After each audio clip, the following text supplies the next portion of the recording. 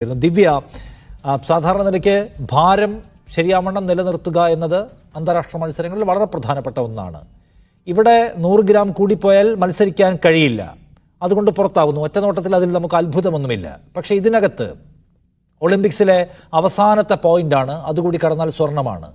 അപ്പോൾ അവിടെ ഇത്തരമൊരു ചെറുപിഴവിൻ്റെ പേരിൽ നമുക്ക് എല്ലാം നഷ്ടമാവുക എന്നത് സാധാരണയായി കാണാൻ കഴിയുമോ? അതോ അതിൽ കുറേ അൺയൂഷ്വൽ അസാധാരണമായ സംഗതികൾ പെട്ടെന്ന് നോക്കുമ്പോൾ തോന്നുന്നുണ്ടോ?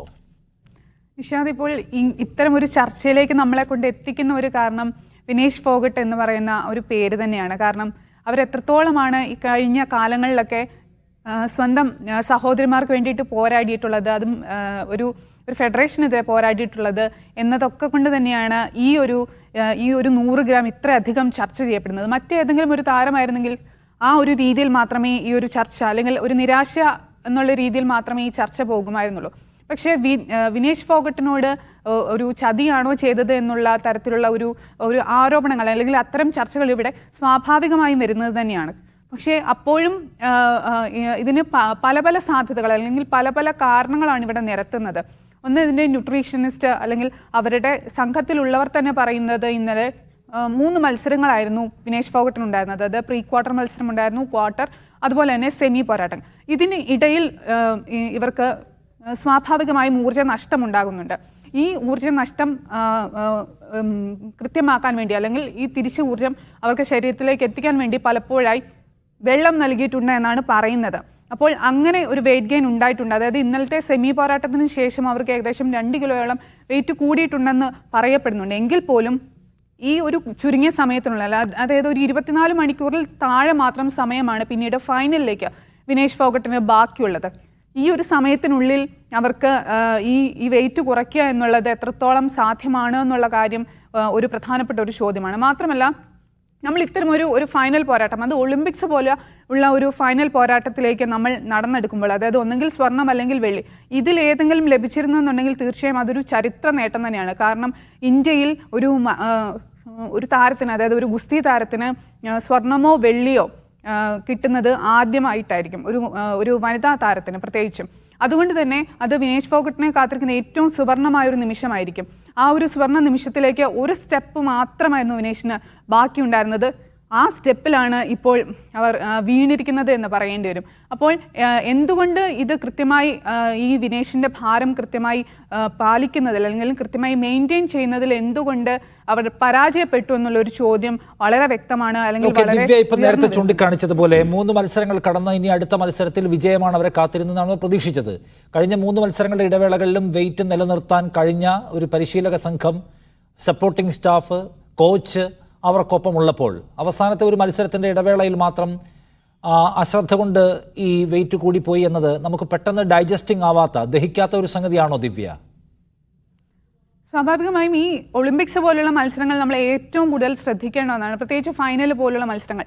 ഒരു രാജ്യാന്തര മത്സരത്തിൽ നമ്മൾ കളിക്കുമ്പോൾ തീർച്ചയായും അവർ നിഷ്കർഷിക്കുന്ന ഓരോ നിയമങ്ങളുണ്ട്, അതിൻ്റെ അടിസ്ഥാനത്തിൽ വേണം കളിക്കാൻ. അതുകൊണ്ട് തന്നെ ഏറ്റവും ഒരു ചെറിയ പോയിന്റിൽ പോലും നമ്മൾ ഒരു കണിക പോലും വിട്ടുകൊടുക്കാതെ വേണം ഓരോ മത്സരത്തെയും കാണാൻ. അത് വെയിറ്റിൻ്റെ കാര്യത്തിലായിക്കോട്ടെ, കായികക്ഷമതയുടെ കാര്യത്തിലായിക്കോട്ടെ, എന്ത് കാര്യത്തിലാണെങ്കിൽ പോലും ഒരു കടുകിട അങ്ങോട്ടോ ഇങ്ങോട്ടോ മാറിയാൽ തീർച്ചയായും ഒരു അന്താരാഷ്ട്ര മത്സരത്തിൽ ഒരു ഡിസ്ക്വാളിഫിക്കേഷന് നമുക്ക് കാരണമാകാം. പക്ഷേ അങ്ങനെ ഒരു ഡിസ്ക്വാളിഫിക്കേഷനിലേക്ക് ഒരിക്കലും പോകും, അല്ലെങ്കിൽ അത്തരത്തിലൊരു സാധ്യത പോലും നമ്മൾ ആ സമയത്ത് നമ്മൾ കാണുന്നുണ്ടായിരുന്നില്ല. കാരണം ഇന്നലെ നമ്മൾ സെമി കഴിഞ്ഞതിന് ശേഷം വിനേഷ് ഫോഗട്ട് വ്യായാമം ചെയ്യുന്നുണ്ടായിരുന്നു, സൈക്ലിംഗ് ചെയ്യുന്നുണ്ടായിരുന്നു.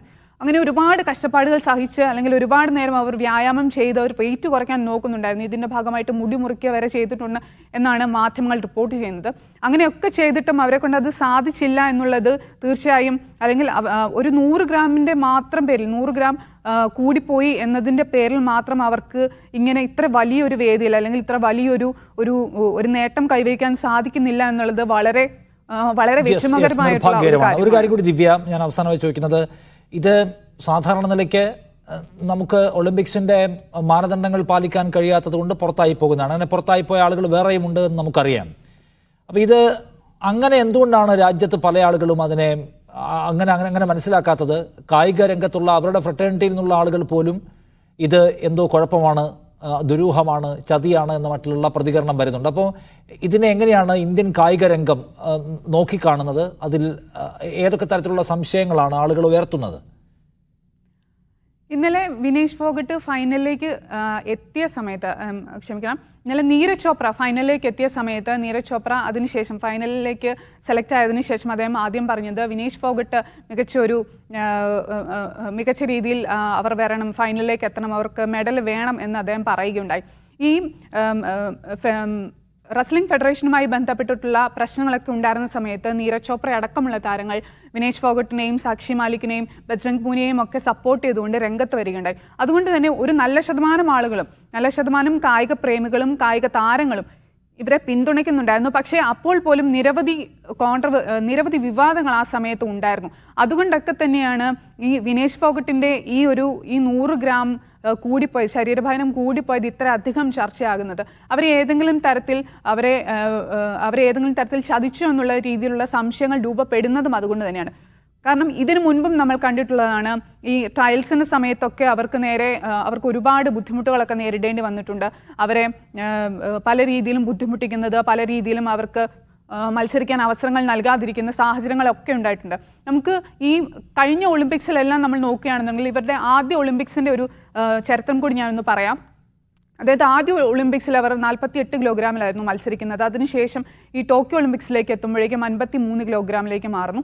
പിന്നീട് ആണ് ഈ വർഷം, അതായത് 2024 പാരീസ് ഒളിമ്പിക്സിലാണ് അവർ വീണ്ടും 50 കിലോഗ്രാമിലേക്ക് ചുരുങ്ങുന്നത്. സ്വാഭാവികമായും അവരുടെ ഒരു ഫിസിക്കൽ ലുക്കിൽ തന്നെ നമുക്ക് മനസ്സിലാകും അവർ 55 കിലോയ്ക്ക് മുകളിൽ ഭാരമുള്ള ഒരാളാണ്.